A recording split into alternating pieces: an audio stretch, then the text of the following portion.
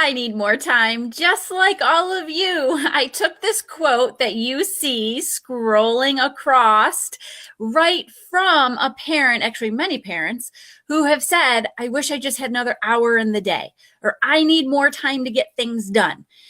And I can completely relate. You may notice we are live in the middle of the day on Thursday instead of later on tonight. Our normal time is 7 p.m. However, the last few Thursdays, I have had lack of time as well. And since I have the opportunity to go live earlier, I figured this was much better than missing our time together tonight. And the beauty of replay, because this is live right now, is that you can watch it whenever you want and comment, and I can still respond. So it really, I figured doesn't matter, because if you tune in and it's 7 o'clock, it's already going to be posted for you. So go ahead and watch it. We all need more time. Even if you watch it at 10 p.m. tonight, because that's the only time you feel like you have, that is okay. We are going to be going through 3 ways that you can help yourself, and I can help you gain a little bit more perspective on how to manage those feelings of being overwhelmed, how to prioritize your life, and feel like you're meeting the need for more time, at least a little bit more. And hopefully at the end of the day, you don't feel what I call mother's guilt. You feel like, man, I wish I would have done this, or I could have done that. I feel really badly about not having the time for A, B, or C. We're going to fix that, because you deserve to be empowered as a parent, and making those choices that you make every day are choices that you need to feel good about. We're going to do that. Okay. And the first way that this isn't one of the 3, by the way. The first thing is that I want you to be present. I want you to be present. And I'm going to show you something. I forgot to get this on my phone ahead of time, so bear with me here. Be present in your children's life. Don't be on your phone. Don't be binge watching Netflix. Be present with them. Yesterday, I played 3 board games with my kids. That's an example of being present. Am I saying you can't ever be on your phone? No. We all need our own downtime, our independent time. It's healthy for your kids to find an independent activity to do.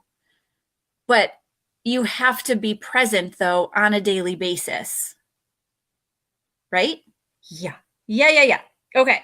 So here it is. You guys hopefully have seen this. Hold on. Because you're on my page. Here it is. Be who you needed when you were young. Your kids need you to be present. They need you to be present. You needed your parents to be present too, to feel included, to feel important, to meet their basic needs of love and attention. You need to be present throughout the day.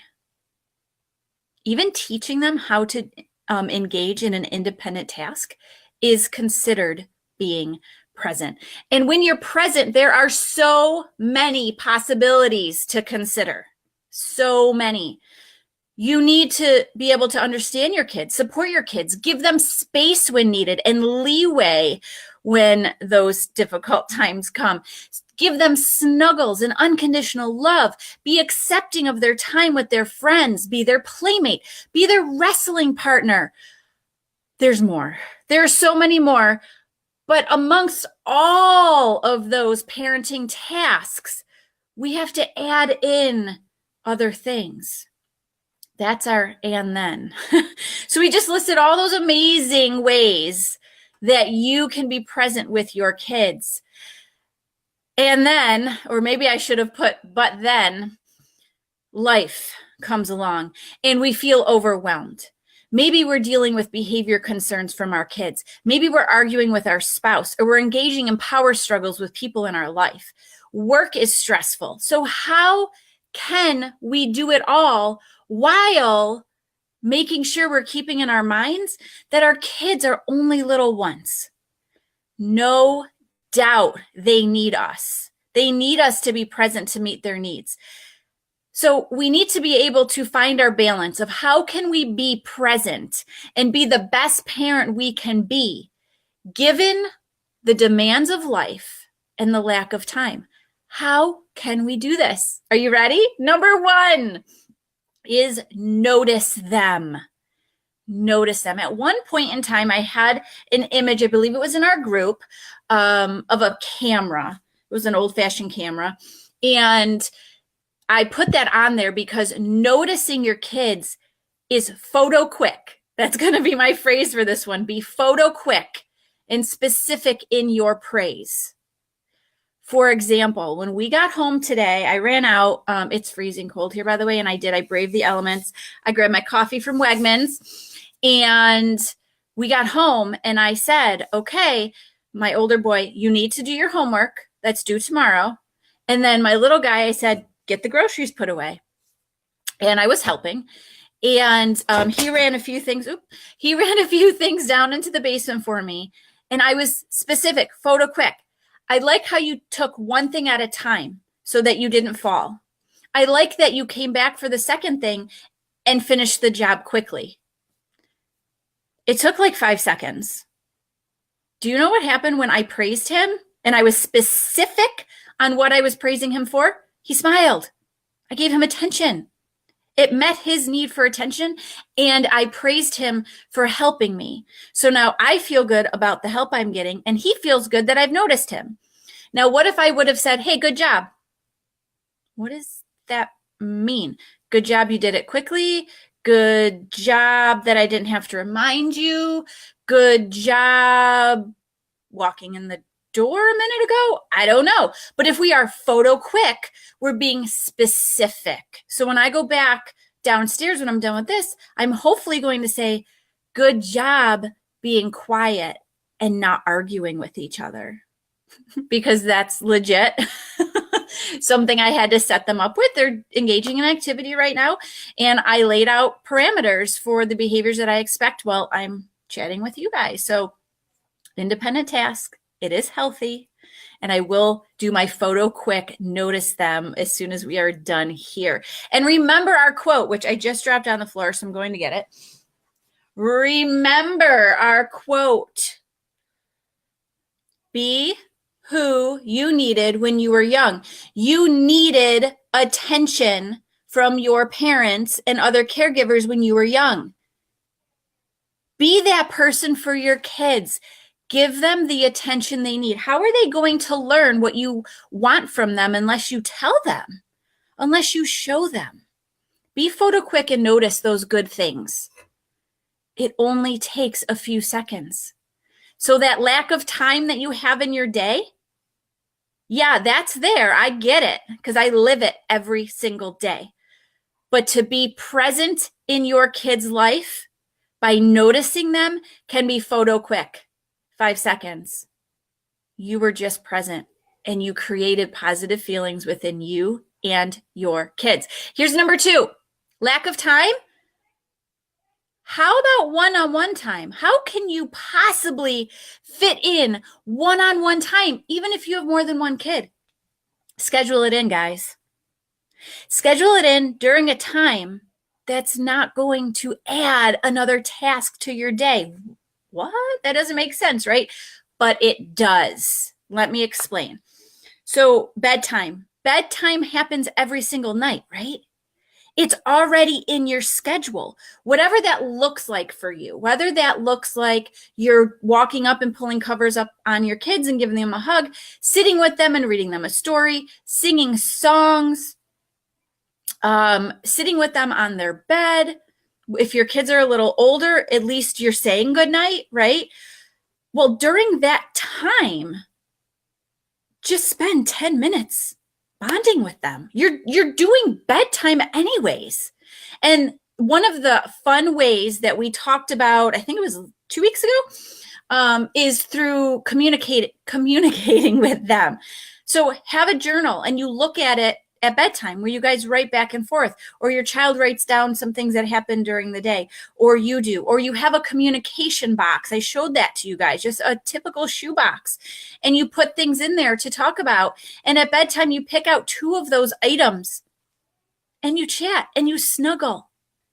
It's no additional time in your day because you're already doing bedtime, right? If this is stressing you out, like you think you can't do that, then pick a time when you're in the car. Because that's the other time that I love having conversations with my kids, because bedtime and car rides are the times that they're most open to talk. So if you have a communication box, your child is the one that picks out the topic and you talk in the car. It's no additional time because you're in the car anyways. You have places to go. Why not spend that time bonding with them? Remember, be present. Here it is. Remember, be present. Then be present during the times that you're already spending with them. You can't change the amount of time that you're in the car. You can't change bedtime. So use it. Use it as another time to be present. So now you're noticing them. You're spending one-on-one time, and those 2 things are not costing you any additional time in your day. And you're feeling so good about your parenting choices. So good. Right? Remember that mother's guilt we were talking about? It's not there because you are reaching out to your kids and you're bonding with them. This is, I kind of added this one as a 2.5. So number 2 was that one-on-one time. 2.5 is schedule it in. And that's kind of what we were just talking about. Already have in your mind, in your schedule, in your mind, that you're going to spend that time with the communication box or notebook at bedtime or during your trip down the road to school or to activities that you have on a given night. We actually have every Sunday night a scheduled time with our family. It's Sunday game night every single Sunday. So instead of all of a sudden someone saying, hey, you want to play a game? And I'm like, I'm already doing so much, I can't fit that in. I already know in my mind, it's Sunday night, we're going to be playing a game. It's less stress on me. And I don't feel that overwhelming sense of I don't have enough time to get everything done because I'm already expecting it because it's Sunday night.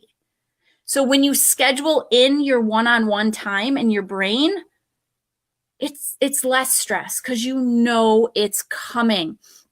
Here we go. Here's another one that takes no more time. It's just communicating. Talk to them about the daily things going on while you're unpacking your bag from work, while you're doing the dishes, while you're cleaning up. I was having a conversation, no joke, before I came into studio to have a conversation with you guys. I was emptying the litter boxes and I was having a conversation with my son. We were talking about exercise equipment and weights because he's into a lot of that. It wasn't about any like major decisions, but we were having a conversation and I was including him in my thoughts and I was asking him his thoughts because he's important to me. And just talking about the daily activities and including them in that speaks volumes about how important they are to you. And it gives them a sense of control if you are going down the road of making decisions, and also gives them attention, right? And model for them how to do things and how to make decisions. So if we go back to the exercise equipment, we actually just got a new exercise bench, and I had to model for him how to be safe and how to do that. So now he knows. So we had a teachable moment. I did that while I was in the basement, by the way. I showed him after I was done scooping the litter boxes, but it didn't take but maybe another 2 minutes out of my day because communication is so important. So we went through 3 ways to bond with your kids, even though you have lack of time. And I have actually 2 additional ways because I have 5 ways to manage lack of time. And I wanted to give you a little preview. I put for 4 and 5, come join us, because you know by now in our closed group, I will once again put the link in the description. I give extra goodies in my closed group. So I encourage you to join us on Monday. We are live every Monday, and I'm going then to give you number 4 and number 5 in that closed group. That's the extra bonus. And I'm going to give you a little hint for number 4. It's about prioritizing your time.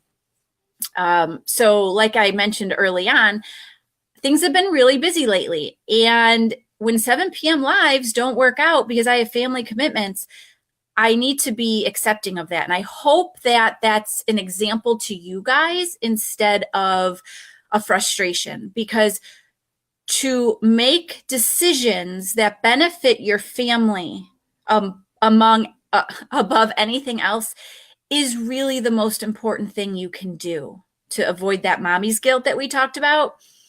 Your family has to come first. Prioritize that. I've given you 3 ways to put them first.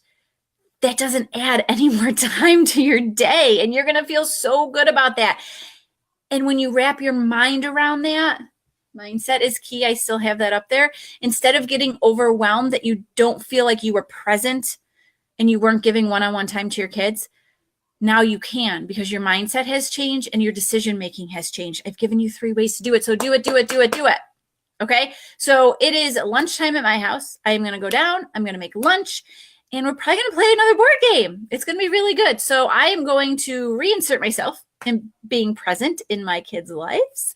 And I hope you will do the same on this Thursday. Don't forget, even if you're watching this on the replay, comment below. Want to know your thoughts. Actually love to know where your mind is at right now with this lack of time. What else can I help you with when it comes to lack of time? Definitely join us on Monday. Find out the other 2 tips, and we will take it from there.